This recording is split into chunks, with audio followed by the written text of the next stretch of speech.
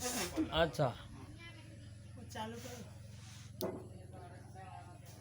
सकल निगम मंत्रा उद्भवन्ति च नादा निशितमत सुबंधो विश्वबंधो नादा जनन मरणहीना शुद्धबोध स्वभाव जगद रक्षा नमः अखंड ब्रह्मांड नायक भगवत चरण कमल वंदन परम पूज्य परम आराध्य सद्गुरुदेव उपस्थित सत्संग प्रेमी सज्जन बहनों, अभी जो भजन गाया गया अनहद सुनन चलो मेरे मनवाहे सुरतिया बन के ना, ये जो मन है ये मन संसार के आकार को प्राप्त किया। हम जन्म से लेकर के अभी तक संसार को देखते हैं, हमारी वृत्ति संसाराकार हो गया। संसाराकार जो जो देखते हैं, जो जो सुनते हैं, जो जो अनुभव करते हैं, ये 5 ज्ञानेंद्रिय के द्वारा जो जो भी अनुभव किया गया वो हमारे अंदर में कूड़ा कचरा भर गया। उस कूड़ा कचरा को हटाने के लिए हम कूड़ा कचरा की तरफ ध्यान नहीं देंगे। ये प्रक्रिया देखिए, अभ्यास वैराग्याभ्याम तन निरोधा, पतंजलि योग सूत्र में कहते हैं कि हम मन को कैसे शोधन कर सकते हैं, तो अभ्यास वैराग्याभ्याम, अभ्यास और वैराग्य। कृष्ण भगवान भी गीता में कहा जो यतो यतो निस्सरति मनः संचलम स्थिरम ततस्ततो नियम्य एतद् आत्मनिवशं नयेत्,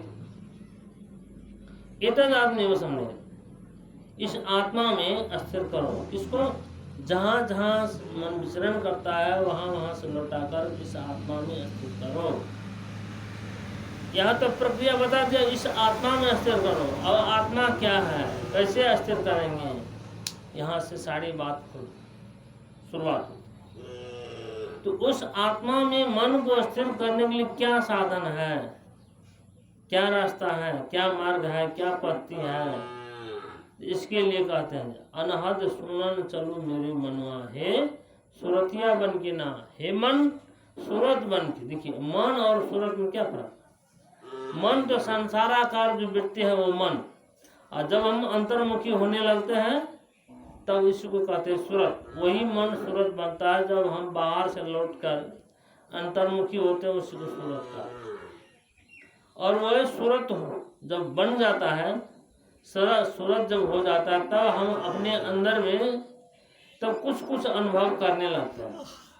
क्या अनुभव करते हैं, तो उसी मन को समझाते हैं। मन सूरत बन के हम अनहद सुनने के लिए चलो। इसलिए कबीर साहब के संध्या पाठ में कहते हैं,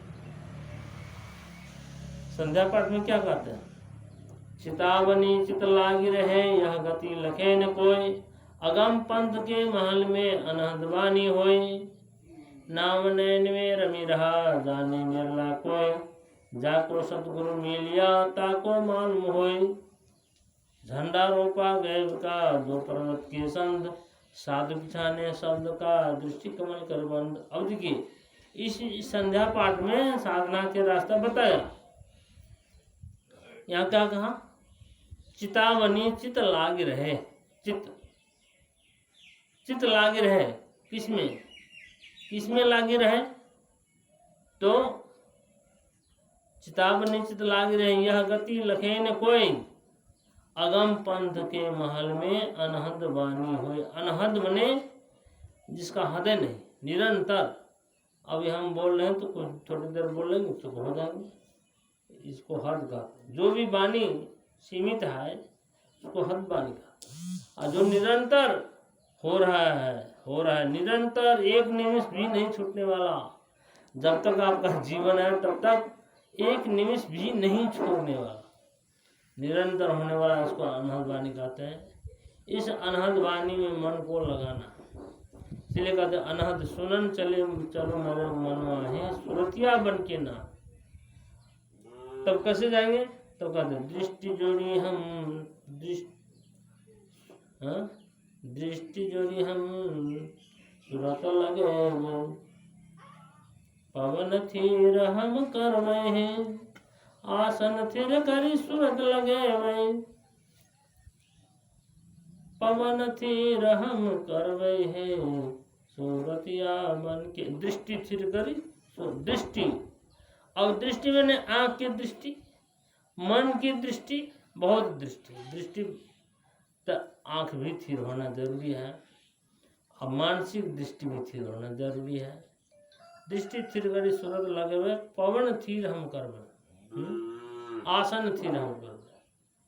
आसन, आसन भी थिर होना चाहिए, आसन नहीं थिर नहीं होगा तो आप ध्यान नहीं रखें। आसन थिर, और तब पवन थिर, सांस भी थिर होना चाहिए, सांस भी स्थिर हो, आसन भी स्थिर हो, दृष्टि भी स्थिर हो, तब हम उस ध्वनि को सुन सकते हैं। इसलिए उपनिषद में कहा दृष्टि स्थिरा यस्य विना सदृशम, वायु स्थिरो यस्य विना प्रयत्नम, चित्तम स्थिरम यस्य विना विलंबम, स ब्रह्मकारा अंतर्न द्रूपा।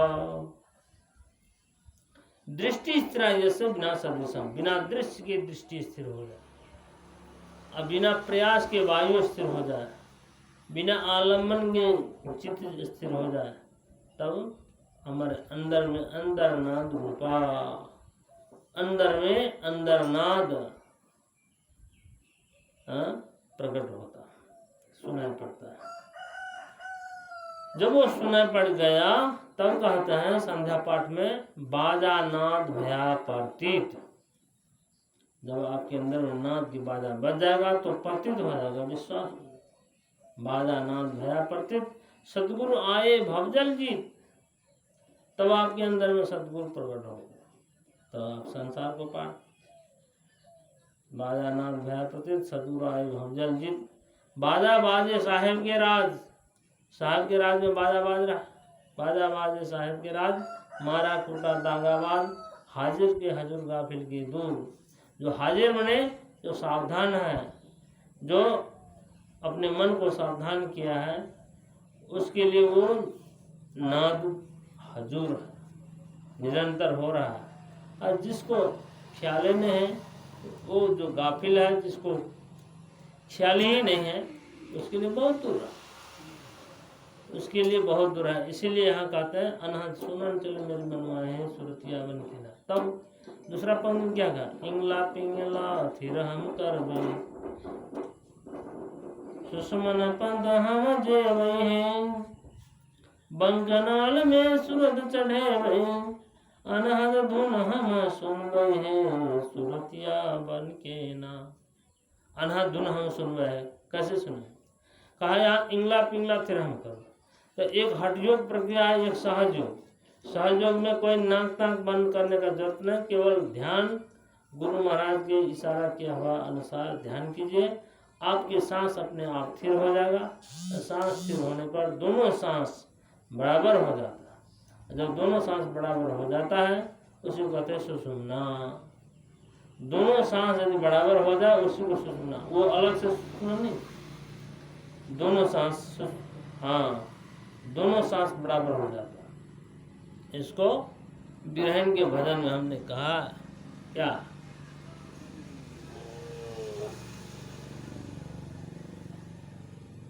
वहाँ बिरहन के भजन में कहते हैं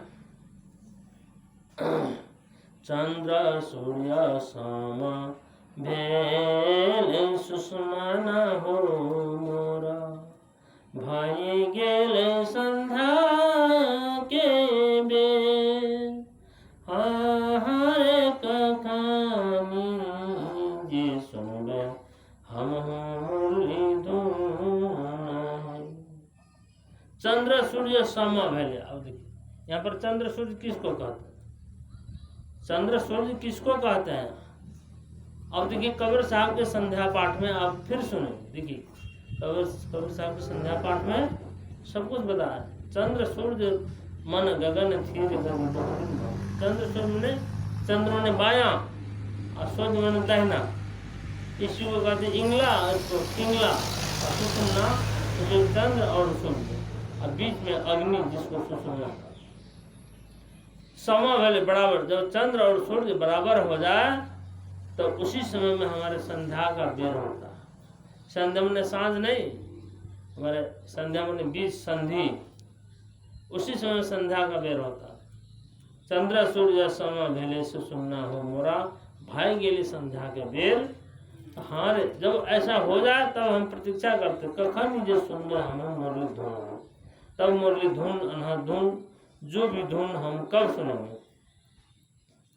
तो वही बात यहाँ का, इंगला पिंगला थिर हम करबो सुषमन पंथ हम जेबे है, बंकनाल में सूरज चढ़े हुए। अब बंकनाल की सुगत देखिए, बंकनाल हमारे यहाँ पीछे से मूलाधार चक्र से रीढ़ से लेकर के यहाँ मस्तक तक सुषुम्ना नाड़ी, सुषुम्ना नाड़ी, इसी सुषुम्ना नाड़ी में बहुत से आवाज होता, नीचे से लेकर के ऊपर तक मस्तक पर्यंत आवाज ही आवाज, आवाज ही आवाज हो रहा है। इसी को गौड़पादाचार्य ने कहा, कत कुमारियम मंद्रम ध्वनति जततो योषिदपुरा, कुलं त्यक्त्वा स्फुटति जमानील भुजगी। जो शंकराचार्य, आद्य शंकराचार्य के दादा गुरु, आद्य शंकराचार्य के गुरु पद्म पद गोविंद पदाचार्य, और गोविंद पदाचार्य के गुरु गौड़ पदाचार्य, उन्होंने लिखे हैं सुबोध स्तोत्र। जैसे कुमारी लड़की जब शादी हो जाती है तो ससुराल जाते समय रोती है, रोती रोती ससुराल जाती है। उसी प्रकार ये जो मूलाधार स्थित जो शक्ति है, वो शक्ति जागृत होकर के और सुषुम्ना मार्ग में आवाज करती हुई मस्तक पर्यंत तक आती है।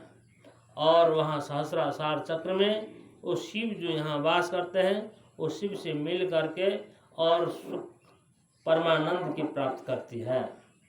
उसी प्रकार हम भी उस सुषुम्ना, उस बंकनाल में जो आते हुए शब्द को, आवाज को सुने। इसलिए कहा झंडा रोपा गए के दो पर्वत के संध, दो पर्वत ने वही एड़ा और पिंगला के बीच में वो झंडा है सुषुम्ना। और तब क्या कहा, साधु पिछाने शब्द का दृष्टि कमल कर बंद, जो बाहर के दृष्टि को बंद करके अंदर में आप वो आवाज को खोलिए, सुनिए। झंडा रोपा गए का दो पर्वत के संग, साधु पिछाने शब्द का, साधु शब्द के पीछे करते हैं। और कहते हैं, और जो शब्द को मानने वाले नहीं, वो कहते हैं शब्द बड़ा की शब्दी। अरे शब्दी बड़ा है, शब्दी से शब्द होता है, लेकिन पहले शब्द होगा तब शब्दी को जानेंगे, पहले शब्द ही नहीं होता शब्दी कहाँ जानेंगे। इसीलिए एक प्रक्रिया उल्टा पुल्टा प्रक्रिया नहीं, पहले शब्द तब शब्दी। शब्दी है, शब्दी से शब्द होता है, इन शब्द अनुभव किए बिना और शब्द। मान लिया हमारे अंदर में सारी विद्या है, हमारे अंदर में सारा विद्या है, वेद शास्त्र पुराण सब कुछ है, हम उसको प्रकट नहीं करेंगे तो क्या हो जाएगा। है तो अपने अंदर में भरा पड़ा है, इन प्रकट नहीं करेंगे तो होगा नहीं होगा। इसीलिए अपने अंदर से पहले उसको प्रकट कीजिए, तब उसमें मन को लय कीजिए, तब हम उसमें लय होकर के अपने नाम रूप को भूल सकते हैं। तब इसीलिए और तीसरा पंक्ति में कहते हैं, तीसरा पंक्ति में क्या है, त्रिकुटी महल में निस्दिन बाजे, निस्दिन बाजे, त्रिकुटी महल में निस्दिन बाजे, भमर गुफा हम जेब है। उसी नाद श्रवण करके, अनहद श्रवण करके भमर गुफा में हम प्रवेश करेंगे। अब भमर गुफा में जब प्रवेश करेंगे, उसी भमर गुफा के द्वारा तब हम वहाँ चेतन सत्ता में स्थित हो जाए। ये प्रक्रिया है। त्रिकुटी महल में निस्दिन बाजे, दिन रात बजता है, और तब उसी साधना से तो हम भमर गुफा होते हुए अपने आप में स्थिर हो जाएंगे। चेतन सत्ता ठहरावे सुरतिया बन के ना, और तब मुरलीधर हो अरज करत हो, सुन लो साधु संत, मुरलीधर हो अरज करत है, सुन लो अरजी मोर, एवरी के बेरिया सुन लो साधु, एवरी के बेरिया सुन लो साधु, तुरिया पुगव अपन ठोर है सुरतिया बन। अपना जो ठोर है वो तुरिया, ये तीन अवस्था से आगे, तीन अवस्था से अलग जो तुरीय अवस्था है, उस तुरीय अवस्था में हम प्रवेश करके अपना ठोर में स्थिर हो जाएंगे। ये प्रक्रिया, ये अनुभव की बात है। और हम जब इसी रास्ता से चलेंगे तो ना हमको ये चाहिए न वो चाहिए, रास्ता को आप चलते जाइए, सब अपने आप आ जाए। तब कहते काम छोड़िए, क्रोध छोड़िए, लोभ छोड़िए, मोह छोड़िए, तृष्णा छोड़िए। छोड़ने का कोई जरूरत नहीं, अपने आप वो साइड हो जाएगा। आप अपना रास्ता में चलते जाइए, वो धीरे धीरे अपने आप साइड होते जाए। तो अब समय लगभग हो गया है, तो इतने कहते हुए अपने वाणी को विराम लेता हूँ।